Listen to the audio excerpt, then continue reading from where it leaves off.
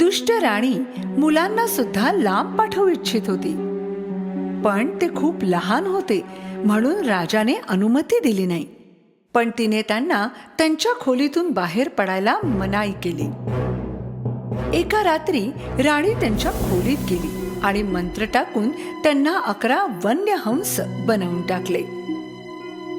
नंतर तिने खिडकी उघडली आणि खोलीच्या बाहेर निघून गेली.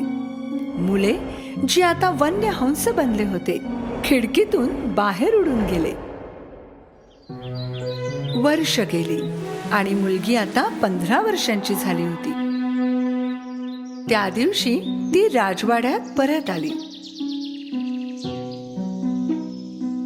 जेव्हा ती तिच्या वडिलांना भेटण्यासाठी त्यांची वाट पाहत होती, तेव्हा सावत्र आई राणीने तिला दुरून पाहिलं. तिचं सौंदर्य पाहून राणी